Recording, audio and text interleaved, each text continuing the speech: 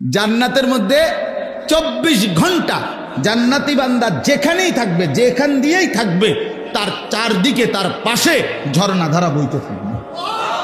কিসের ঝর্ণা? 4টা ঝর্ণা, 4টি ঝর্ণা, 4টি নহর। 1 নাম্বার মধুর নহর, মদের নহর, দুধের নহর, পানির নহর। মধুর নহর, মদের নহর, হ্যাঁ, তারপরে দুধের নহর, কি পানির নহর। আচ্ছা, তাফসীরের মধ্যে আছে এটা খুব সুন্দর যে 4টি ধারা পানির মতো নহর আর কি। এই 4টি নহর একসাথে একটার সাথে একটা থাকবে, কিন্তু একটা আরেকটার সাথে মিলবেও না। একটার মাঝখান দিয়ে আরেকটার লগে কোনো পার, মানে মাঝখান দিয়ে কোনো ব্যারিকেডও থাকবে না, বুঝেন নাই? কিন্তু এটা আলাদা আলাদা, কিন্তু কি নাই, কোনো ডিভাইডার নাই, কোনো যে মাঝখান দিয়ে দিয়ে ওয়াল দিয়ে দিয়ে কি করে দিছে এমন না।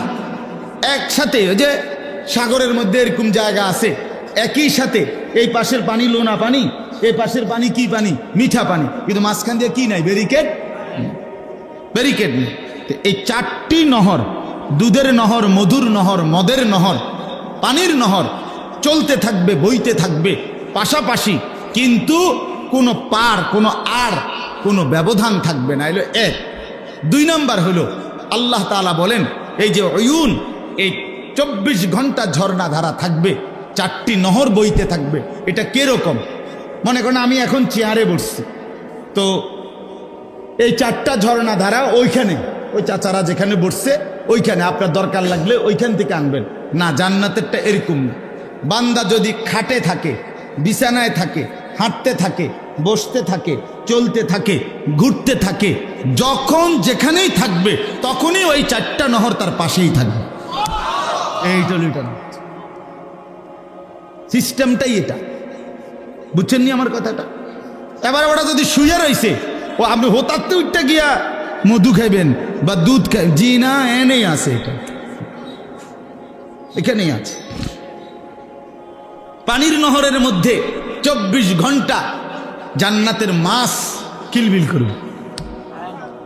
হ্যাঁ, মাছ মাথা আলগি দিয়া বলবে, মাঝে মাঝে জান্নাতি বান্দাকে মাছ মাথা তুলে বলবে, আতাকুলুনি ইয়া ওয়ালি আল্লাহ, হে আল্লাহর বন্ধু, খাবেন, খাবেন? জান্নাতি বান্দা বলবে খাবো। তো মাছ এবার বলবে, আমাতবুখান আম্মা শুবিয়ান, ভুনা খাবেন না ঝোলওয়ালা? ফ্রাই খাবেন না ঝোলওয়ালা খাবেন? কি খাবেন বলেন? কতক্ষণ না কেন? ওই যে হোটেলের মধ্যে বাদ দিয়ে হাতে কয় না গরু না ছাগল, মানে কোনটা দিতে পারি গোস্ত? হ্যাঁ, কি কি আছে এরা অনেক সময় অনেক হোটেলের মেসিয়ার এক টানা কই হালায় গরু, কাশি, চিংড়ি মাছ, কিতা কিতা। আমি অনেক সময় বলে, আরে ভাই আল্লাহ দয় থামো বেটা, এটা বুঝলই না বেটা, কিন্তু উড়াই এলাইলাম ওই জন্য বলিয়া। তো মাছ বলবে, সত্যি এটা হাদিসের শব্দ, ভুনা খাবেন না ঝোল খাবেন? তো কি খাবেন বললেন? অর্ডার দেন মিয়া, ফ্রাই খাবেন। মাশাআল্লাহ। আরে এটা লজ্জার কিছু না, জান্নাত তো মুমিনই চাইবে, কথা বলেন না কেন? জান্নাত আমাদের জন্য না? আরে আমরা জান্নাতে যেতে চাই ইনশাআল্লাহ। ইমানদার যাবে না তো কে যাবে? মুমিনই তো জান্নাতে যাবে। নবী সাল্লাল্লাহু আলাইহি ওয়াসাল্লাম জান্নাতের জন্য দোয়া করা শিখাইছে না? কথা বলেন। পুরা রমজান জান্নাতের দোয়া করে না, সারা বছর। যাই হোক, তো মাছটা এবার ফ্রাই হয়ে, ভাজি হয়ে, ভুনা হয়ে আল্লাহর বান্দার সামনে আসবে, সে খাবে মজা করে। খাওয়া শেষ হইলে মাছটা পুনরায় আবার আগের মতো মাছ হয়ে পানিতে ভাসতে থাকে। তো এবার এই জান্নাতি বান্দা বলবে, হে মাছ, আমি না এই মাত্র তোমারে খাইলাম, তুমি যে আবার হয়ে গেলা। এই তখন মাছ বলবে, হে আল্লাহর বান্দা, আপনি কি ভুলে গেছেন এটা যে খালিদিনা ফিহা, এটা আপনি জানেন না যে এখানে সব কিছুই চিরস্থায়ী, আমিও চিরস্থায়ী, আমনও চিরস্থায়ী। এখানে মাছও চিরস্থায়ী, গাছও চিরস্থায়ী, আমনও চিরস্থায়ী। সুবহানাল্লাহ, সুবহানাল্লাহ। ইন্নাল মুত্তাকিনা ফি জান্নাতিন ওয়া উয়ুন, আল্লাহ তাআলা বলেন ফি যিলালিন ওয়া উয়ুন, আল্লাহ তাআলা বলেন মুত্তাকি বান্দা 24 ঘন্টা ছায়ার মধ্যেই থাকবে এবং ঝর্ণা ধারা বেষ্টিত থাকবে। সুবহানাল্লাহ।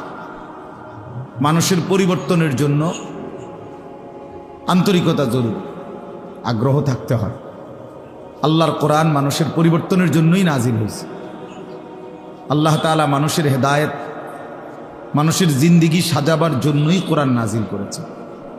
কিন্তু এই ক্ষেত্রে একটা জরুরি বিষয় হলো নিজের মধ্যে গ্রহণ করার মানসিকতা থাকতে হয়। রাসূলুল্লাহ সাল্লাল্লাহু আলাইহি সাল্লাম বলছেন, কিছু মানুষ আছে এমন যে টিলার মাটি, উঁচু নিচু মাটি, যে মাটিটা সমতল না, উঁচা নিচা, এরকম মাটি বৈশিষ্ট্য হলো রাসূলুল্লাহ সাল্লাল্লাহু আলাইহি সাল্লাম বলেন যে এই মাটির উপরে যদি বৃষ্টি পড়ে তো বৃষ্টির পানি পড়লে এই মাটির ভিতরেও কোনো পানি ঢোকে না, আর মাটির উপরেও কোনো পানি জমে না, এটা এমনি পড়ে যায় কাইতে।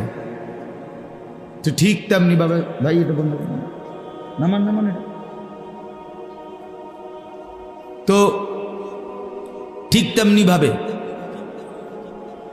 এই কিছু মানুষ আছে এমন, আল্লাহর কথা বলা হয়, রাসূলুল্লাহ সাল্লাল্লাহু আলাইহি ওয়াসাল্লামের কথা বলা হয়, কিন্তু সে নিজের জন্য কিছু গ্রহণ করে না, অন্যের জন্য কিছু বলে না।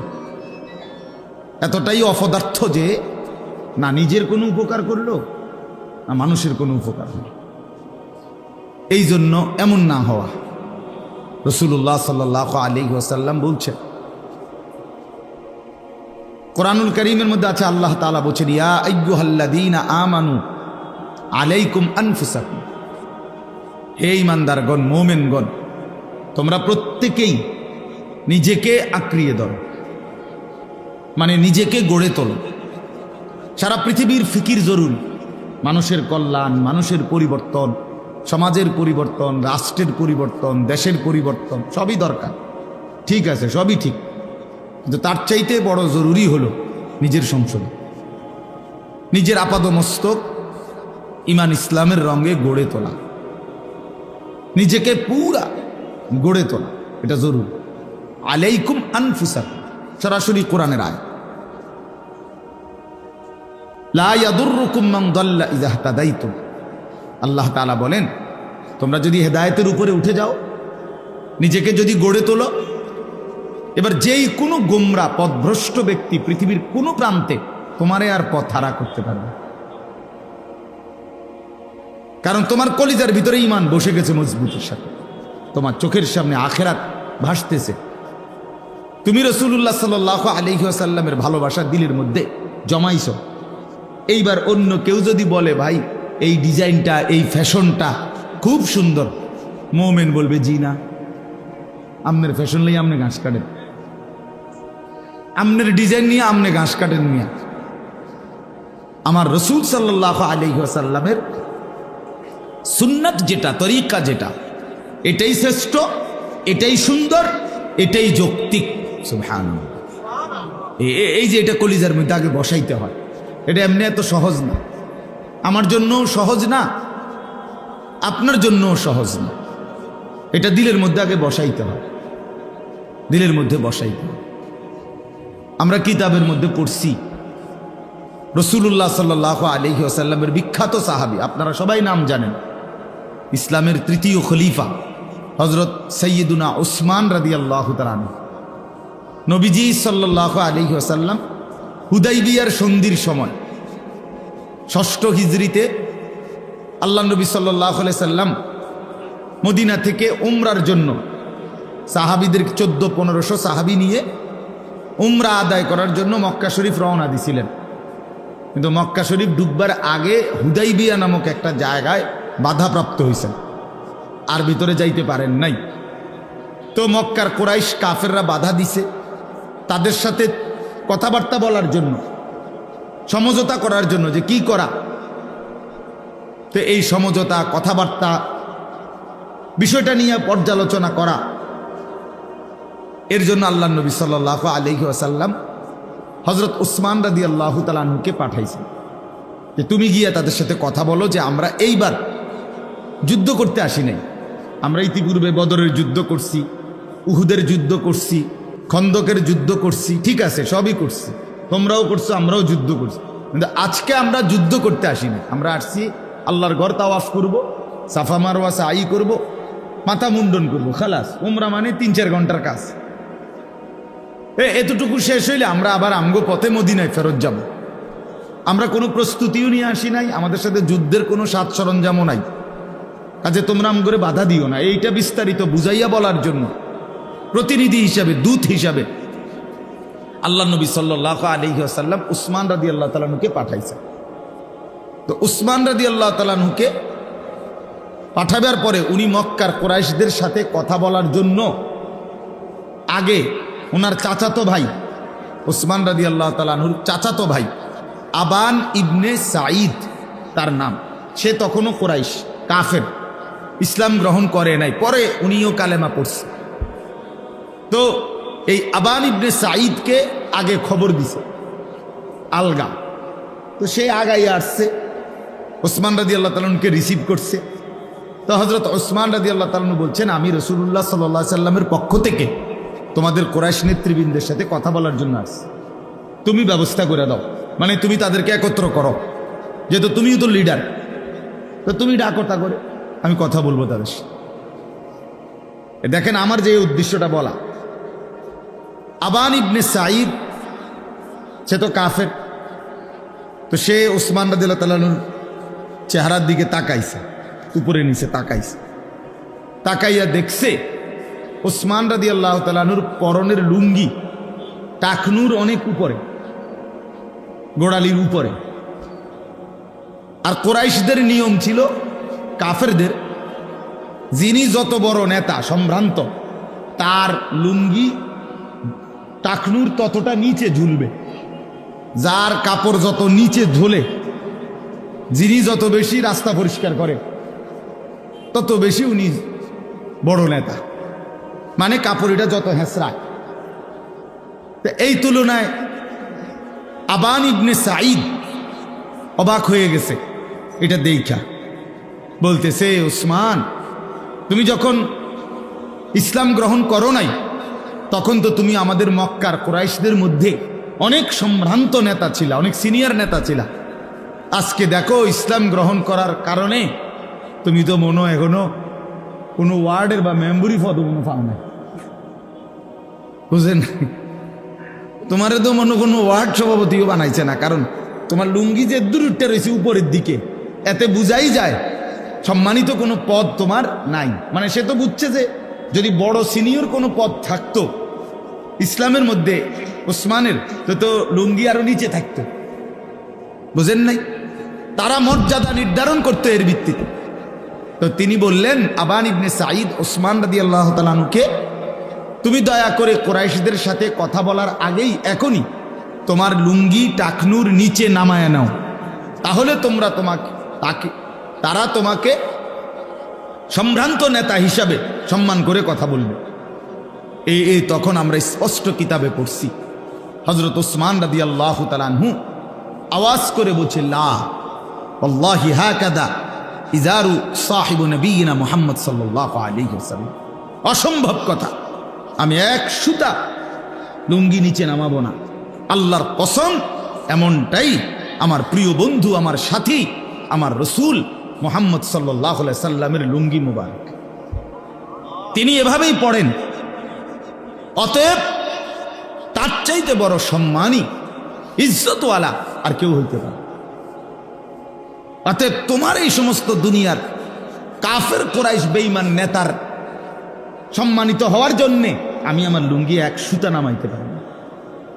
এই সাহাবায়ে কেরাম যার কলিজার ভিতরে রাসূলুল্লাহ সাল্লাল্লাহু আলাইহি সাল্লামের আজমত মোহাব্বত এভাবে ঢুকছে, তো এক সুতা রাসূলুল্লাহ সাল্লাল্লাহু আলাইহি সাল্লামের খেলাফ করতে রাজি হয় নাই। তো আমার বলার উদ্দেশ্য হলো এই কথাটা, যে আমার ভাই, জিন্দেগির পরিবর্তনের জন্য দিলের মধ্যে আল্লাহর কথা, রাসূলুল্লাহ সাল্লাল্লাহু আলাইহি সাল্লামের কথা কলিজায় বসার জন্য যথেষ্ট পরিমাণ মনোযোগ দরকার, আগ্রহ দরকার, আন্তরিকতা দরকার, দিল দিয়ে শুনতে হয়, গ্রহণ করার মানসিকতা থাকতে হয়। আমি যদি মনেই করি যে এই সমস্ত কথা আমার জন্য না, বা এগুলো দিয়ে আমার কি হবে, আমি এগুলো মাইনা পারতাম না, অথবা আমার পক্ষে এগুলো সম্ভব না, অথবা গাদ্দারি, ভিতরে ভিতরে অহংকারী ভাব। হুজুরদের এই সমস্ত কথা এগুলো আমরা শূন্য কোনো কুলাই তারতাম। হুজুরদের সব কথা ধরলে দুনিয়া চলতো না। না, দুনিয়া তো আমনে না চালান, আমনের আব্বা না চালায় দুনিয়া, দুনিয়া ওনার আব্বাই চালায়। কথা বুঝছেন না? হুজুরদের কথা ধরলে আর দুনিয়া চলবে না, কোরআনের কথা ধরলে আর দুনিয়া চলবে না। এই যে নাফরমানি কথা, কুফরি কথা, বেঈমানি কথা, কি পরিমাণ ধৃষ্ট, কি পরিমাণ ধৃষ্টতা, অহংকার, বলে দেখেন, ভেবে দেখেন। এই জন্য এই গাফেল মানুষ, অমনোযোগী, গাফলত, খামখেয়ালি, অবজ্ঞা, তুচ্ছতাচ্ছিল্য, উপহাস, এরকম মানুষের পরিবর্তন হয় না।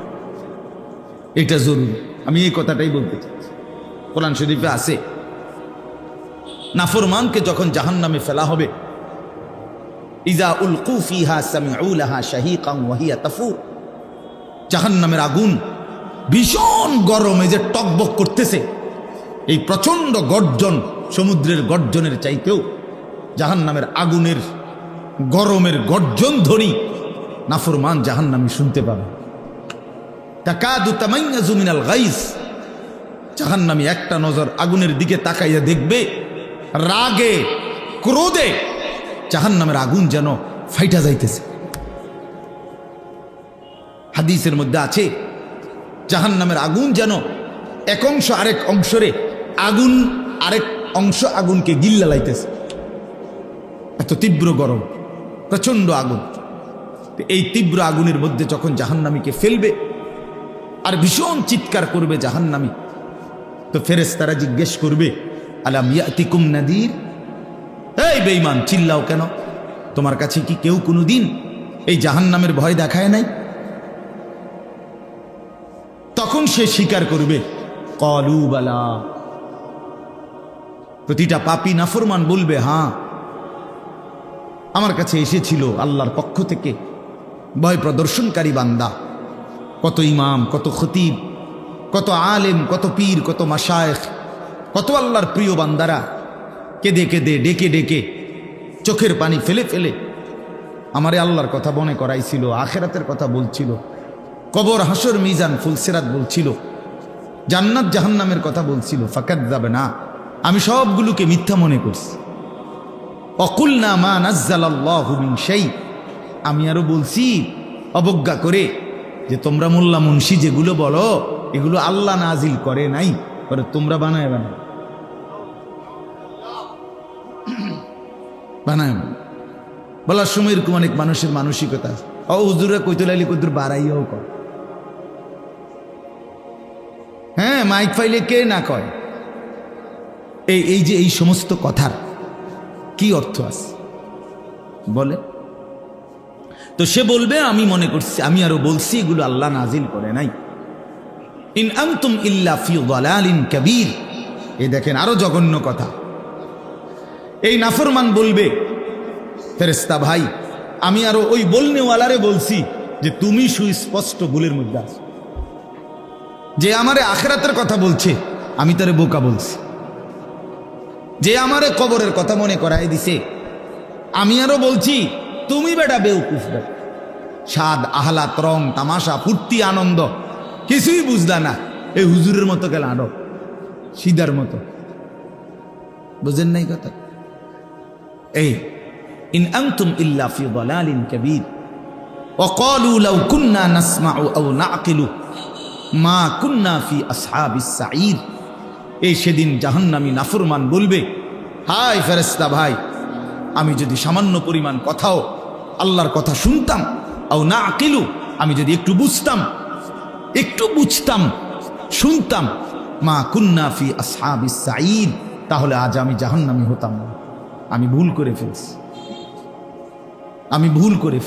আমি বিষয়টাকে পাত্তা দেই নাই। আমারে বারবার বলছে, আমার মসজিদে প্রতি জুমায় বয়ান হইতো, আমি পাত্তা দেই না। আমার মহল্লায় কত মাহফিল হইছে, আমি বিষয়টাকে কোনো গুরুত্বই দেই নাই। আমি কত কোরআনের কথা, হাদিসের কথা শুনছি, কিন্তু আমি বিষয়টাকে কোনো কিছুই মনে করি না।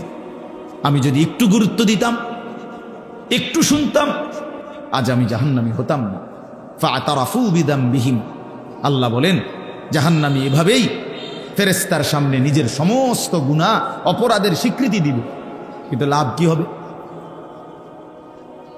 ফাসুহকাল লিআসহাবিস সাঈর, এই তখন সব শুই না জাহান্নামী বলবে দূর হ, তুই জাহান্নামী, জাহান্নামী পড়বে।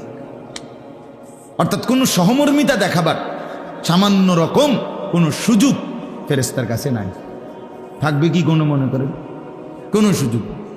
আলাইহা মালাইকাতুন গিলাজুন শিদাদুল লা ইয়াসুনাল্লাহা মা আমারাহুম ওয়া ইয়াফআলুনা মা ইউমারুন। কোরআনুল কারীমে আল্লাহ তাআলা বলেন আমার জাহান্নামের ফেরেশতা যারা, তারা সম্পূর্ণ আলাদা। আল্লাহ বলছে জাহান্নামে দায়িত্ব পালন করে যেই ফেরেশতারা, তারা গিলাজ অত্যন্ত কঠোর, শিদাদ অত্যন্ত শক্তিশালী ফেরেশতা। এদের কোনো দয়া মায়া সামান্যতম ন্যূনতম কোনো আমি আল্লাহ তাআলা তাদের কলিজার মধ্যে দেই না। তারা অত্যন্ত পাথরের মতো শক্ত, মজবুত, পাষাণ। তারা আমার হুকুমের এক বিন্দু ব্যতিক্রম করবে না। আমি যা বলেছি তাই আযাব দিতেই থাকবে। লক্ষ কোটি চিৎকারে ফেরেশতাদের এক জাররা পরিমাণও মায়া দয়া আসবে। আল্লাহর কসম, এটা কোরআনের আয়াত। এই জন্য বন্ধু আমার, বাপ আমার, খামখেয়ালি করলে পরিবর্তন হয় না। আপনি বুটও খাইবেন, আল্লাহর কথাও শুনবেন, হ্যাঁ, মোবাইলও টিপবেন, আল্লাহর কথাও শুনবেন, মসজিদের সামনে কাতারে বসে বসে আমনে চাচা জিমাইবেন, আবার হুজুরের ওয়াজও শুনবেন, আবার আমনে পরিবর্তনও হবেন। পিছনে বসে বসে নওজোয়ান ছেলে দুষ্টামি করবা মসজিদে, ইমাম সাহেব জুমার বয়ান করতেছে, আর তুমি ভাই ধাক্কা ধাক্কি ঠেলাঠেলি মোবাইল টিপতেছো, হাসতেছো, মস্কারি করতেছো, কাউরে থাপ্পড় দিতেছো না। এত ফালতু মানুষের পরিবর্তন হয় না, এত বাজে লোকের পরিবর্তন হয় না। ফালতু ফালতুই থাইকা যায়, গাফেল গাফেলই থাইকা যায়। আল্লাহ তাআলা বেহেশত নিয়ে আটকাইয়া গেছে না যে আমার মতো আমদের মতো নাফরমানদের দিতে হবে। এটা কোনো লোকের শর্ট পড়িয়া গেছে না। কথা বুঝেন নাই? লোকের শর্ট পড়ে না। আ'দাততু লিইবাদিয়াস সালিহিন, আল্লাহ তাআলা বলেন আমি জান্নাত বানিয়েছি আমার অনুগত, আমার হুকুম মান্যওয়ালা, আমার সালিহিন নেককার প্রিয় বান্দাদের জন্যই। মা লা আইনুন রাআত ওয়ালা উযুনুন সামিআত ওয়ালা খাতারা আলা কলবি বাশার। এমন জান্নাত বানিয়েছি যে জান্নাতের সৌন্দর্য কোনো চোখ কোনোদিন দেখে নাই, কোনো কান কোনোদিন শুনে নাই। কতটা সুন্দর হবে কোনো অন্তর কল্পনাও করতে পারে নাই, কল্পনাও করতে পারে। এই জন্য চলেন ভাই, আমি শুধু আজকের বয়ান না, আমার বয়ান না, যত ওলামায়ে কেরাম বয়ান করবে প্রত্যেকের বয়ান আন্তরিকতা নিয়ে মনোযোগ দিয়ে হোক। আপনার মসজিদের ইমাম কি সে মসজিদের ইমাম হয়ে গেলে বেটা ছোট হয়ে গেছে? কথা বলেন না কেন? এই ওয়াজ হইল নফল ইবাদত, আর মসজিদে যিনি 5 ওয়াক্ত নামাজ পড়ায় সে তো ফরজ ইবাদত আদায় করে, তো ওনার দাম না বেশি। কথা বলেন না কেন? কয় না কেডা ওয়াজ আমরা ইমাম সাহেব, আমরা ইমাম সাহেব, তা আমরা ইমাম সাহেব বলি কি বেটা হচ্ছে গেছে না, আলগা হুজুর আনতে চাঁদের দেশের থেকে হুজুর একদম ট্রাকে করে হুজুর আনতে, ট্রাকে বিরাট হুজুর 30 জনে আলগি দিয়ে আইনা হতাই বই না, এত বড় হুজুর, বিরাট হুজুর আনতে, বিশাল 80 হাত লম্বা 40 হাত পাশ, এরম একটা আইনা হুজুর হতাইলে তো এবারটা বদলাইব, নাহলে এত দুর্বল লোক হইলে এবারটা বদলাইতো না। ওনার বা বলে এরকম আমরা হুজুর দিয়ে হইতো না, আমার লাগে হুজুর আনতে হবে এরকম বিশাল হুজুর, যাতে মাথা তুললে আসার দিতে পারে। এবার আশ্চর্য, আমি প্রায় শুনি এ কথা, আফসোস লাগে আমার। আর এটা কোন কথা মিয়া? আমি তো সবসময় বলি বাপ, প্রধান বক্তা, বিশেষ বক্তা, প্রধান আকর্ষণ, সাংঘাতিক আকর্ষণ, অল্প আকর্ষণ, মোটামুটি আকর্ষণ, এগুলো সব ধোকা, ধোকা বেটা, ধোকা, এগুলো সব ধোকা। আল্লাহর কথা যে বলে, যখন বলে, যেই টাইমেই বলে, যতক্ষণই বলে, সবাই দামি, সবাই দামি, সবাই দামি। তোমার এলাকার হুজুর বললেও দামি, আর আরো দূরের মানুষ বললেও দামি। আল্লাহর কথা বললেই দামি। যে জবান মালিকের নাম নেয় ওই জবান দামি। যে দেহ আল্লাহর হুকুম পালন করে ওই দেহ দামি। যে জিন্দিগি আল্লাহর গোলামি করে ওই জিন্দিগি দামি। আহসান ওমান আহসানু কওলাম মিম্মান দাআ ইলাল্লাহ। জনপ্রিয়তা ধোঁকা, জনপ্রিয়তার কিচ্ছু নেই। জনপ্রিয়তা কি? 1 কোটি মানুষ আমারে চেনে তো কি হিসেবে? কবর রাজাব মাফ কি ভাই? কবর রাজাব মাফ তো তো কি হয়েছে? কি হয়েছে? কি এতে ফায়দা কি? 10 কোটি মানুষ আমারে চেনে, আল্লাহ তাআলা বললেন আনিস আমি নিলাম না। হ্যাঁ, আল্লাহ বললেন আমি গ্রহণ করলাম না। তারপরে কি হবে? এরপরে আর কোনো মর্যাদা আছে কি তখন? আল্লাহ যদি কাউকে গ্রহণ না করে, আবু লাহাব যে নাম শুনছেন না নবীজির জামানার ওই বেঈমান চাচা, তো তার নাম কিন্তু আবু লাহাব না, তার নাম হলো আব্দুল উজ্জা। উজ্জার গোলাম মানে দেবতার নাম। কিন্তু সে এতটা সুন্দর ছিল, টকটুকা লাল সুন্দর, সুন্দরের বাপ। এই আবু লাহাব মানে সুন্দরের আব্বা, মানে এত সুন্দর ছিল সে। আবু লাহাব অত্যন্ত সুন্দর ছিল। আর বেলালে হাবশি একদম কালো ছিল, নিগ্রু ছিল, হাবশি ছিল। রব্বুল আলামিন বলেন বন্ধু আমার, সুন্দরের বাপেরে আমি গ্রহণ করলাম না, কালো বেলালকে আমি গ্রহণ করব।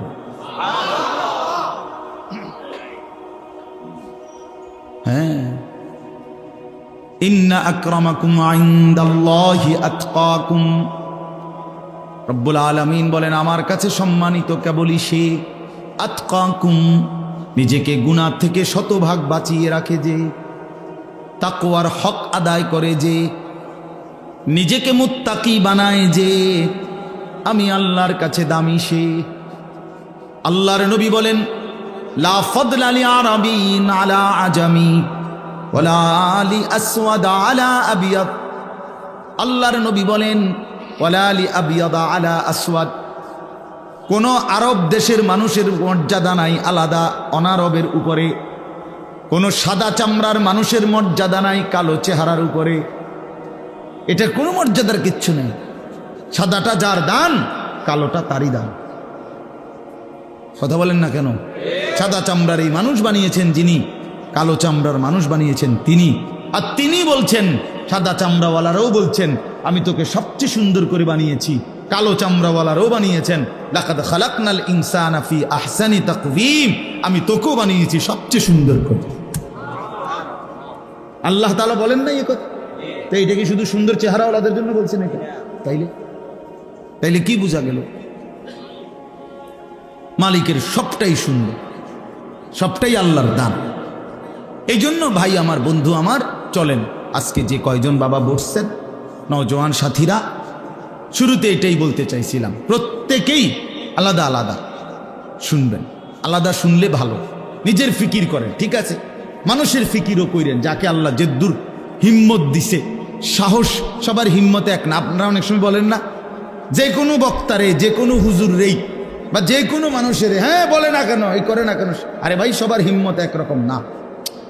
কথা বলেন না কেন? সবার কাজের গতি একরকম না, সবার শারীরিক শক্তি একরকম না, সবার কর্মের স্পৃহা একরকম না। এটা আপনি একসাথ করলে হইতো না, তো সমান হইবে না। বুঝেন নাই কথাটা? মামুনুল হক দাঁড়াইলেই গর্জে ওঠে, মোশতাকুন নবী বসলেই কাঁদা ওঠে। তাই ওইটা গুণ, এটা দোষ। কথা বলেন না কেন? বুঝেন না? আবার এইটা গুণ, ওইটা দোষ। এই বুঝছেননি আপনি হিসাবটা? এটা বুঝতে হবে। এই জন্য আমি বললাম যে মানুষের কল্যাণ, সমাজের কল্যাণ, দেশের কল্যাণ, জাতির কল্যাণ, সারা পৃথিবীর কল্যাণ অবশ্যই প্রশংসনীয়, উচিত। কিন্তু সবচেয়ে বেশি জরুরি আত্মসংশোধন, আত্মফিকির নিজের, যে আমি যেন আমাকে বঞ্চিত না করি, আমাকে ভুলে না যাই। নিজেকে ভুলে না যাই। আমি সারাদিন এত বড় একটা মাহফিল করলাম, কথার কথায় আমার এশার নামাজও পড়ার সুযোগ হইল না, মাগরিবের নামাজ পড়ারও সুযোগ হইল না। কেন? যে একটা ঝামেলা গেছে বেটা, তুই করে চাইস মাহফিল বেটা। আমি তো বালাস 3 ওয়াক্ত পড়ছি না, তুই তো 3 দিনে নামাজ পড়তি না, হ্যাঁ বেটার জারিল। আরে বাপরে, আপনার কারামতি এটা। আপনি 3 ওয়াক্ত না হইরা 60% আপনার অনেক বড় বুজুর্গি। তো এটা হইল নি কথাটা, বলে এটা ইনসাফ হইল?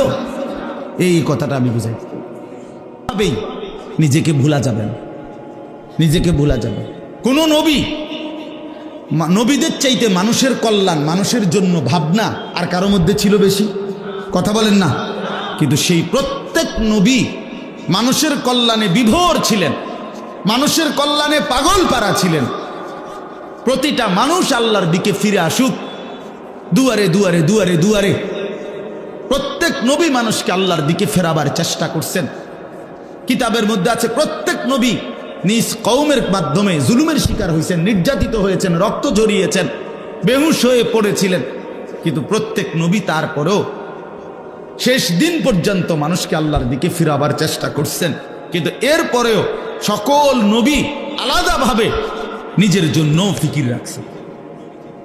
নিজের আখেরাত, নিজের কবর, নিজের পরকাল, নিজের হাসরের মাঠের ব্যাপারে বিশ্বাস করেন।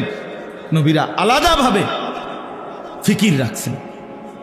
হাদিসের মধ্যে আছে নূহ আলাইহিস সালামের মতো নবী 950 বছর যিনি মানুষের জন্য কাঁদছেন, মানুষকে আল্লাহর দিকে ফেরাবার চেষ্টা করছেন, সেই নবী নূহ আলাইহিস সালামও দোয়া করছেন, রব্বিগফিরলি, আল্লাহ আমারে মাফ করে দাও। ইব্রাহিম আলাইহিস সালামের মতো নবী মানুষের কল্যাণে কত জায়গায় হিজরত করছেন, একটার পর একটা জায়গা বদলাইছেন আল্লাহর হুকুমে মানুষকে আল্লাহর দিকে ফেরাবার জন্যে।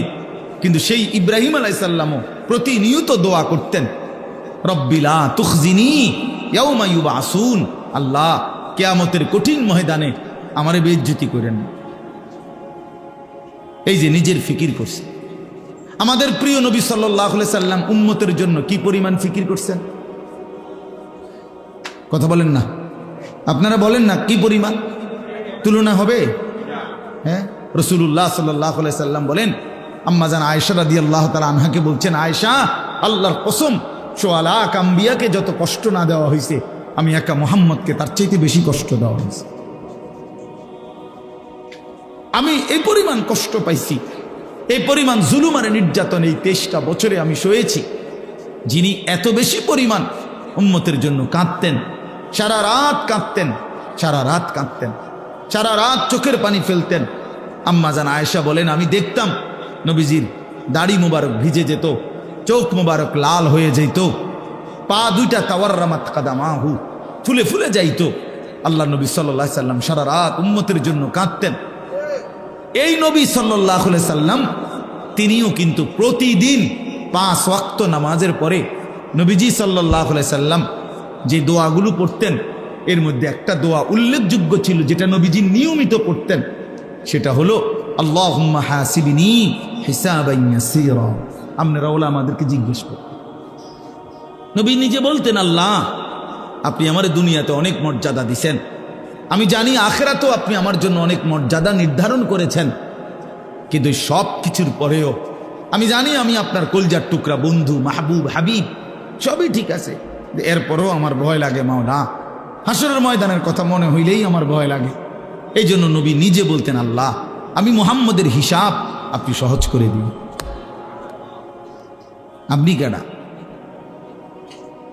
যে মাঠের ভয়ে ইব্রাহিমের মতো নবী কাঁদে, রাসূলুল্লাহ সাল্লাল্লাহু আলাইহি সাল্লাম নিয়মিত কাঁদে, আপনি কে? আমি কে মিয়া? আমরা কি পরিমাণ বেপরোয়া, কোনো কিছুই মনে করি না, আখিরাতটাকে কিছুই মনে করে না। দিনের পর দিন মিথ্যা বলতেছে, চুরি করতেছে, অন্যায় করতেছে, মদ, জুয়া, জিনা, ব্যভিচার, ছেলেগুলো দিনের পর দিন অসভ্যতা, নোংরামিতে অনেক ছেলে পড়ে আছে, সারা রাত উলঙ্গ ছবি দেখে, সারা দিন বন্ধুদের আড্ডায় ঘোরে, মেয়ের পিছনে ঘোরে, হয় মোবাইলের ছবির মধ্যে অথবা বাস্তবতার কোনো মেয়ের পিছনে। এই জিন্দিগি, এই হাইওয়ান জানোয়ার, এই কুকুর বিড়ালের এক জিন্দিগি। এভাবেই শেষ করে দিতেছে, এভাবেই রাত শেষ হয়ে যায়, এভাবেই দিন শেষ হয়ে যায়। আরে মুসলমানের বাচ্চা, এটা কি জিন্দিগি এটা, যে জীবনে তোমার কিছুই শিখায় না, একটা বারও তোমার কবর আখেরাত পরকাল মনে করায় না। এমন হিংস্র জন্তু জানোয়ারের জীবন কেমনে গ্রহণ করবে মুসলমান? এভাবে আল্লাহকে বলে কেমন? মুসলমানের বাচ্চা এভাবে আখেরাত ভুলে যায় কেমন বলে? এভাবে ভুলবে কেন? এই জন্য বললাম, আমরা বিষয়টাকে কিছুই মনে করি না। আখেরাতকে আমরা আমরা মনে করছি আখেরাত মনে এই 15-20 মিনিটের মনে বিচার আসার আর কি, এরপরে ছেড়ে দিব। একটা জিজ্ঞাসা করছে, কিতা বিচার করছে তোমার মেলের মধ্যে? মেল বুঝেন? মেল আমরা কি কয় হিসাবে দিকে মেল হয় না গ্রামে সর্দার মাথা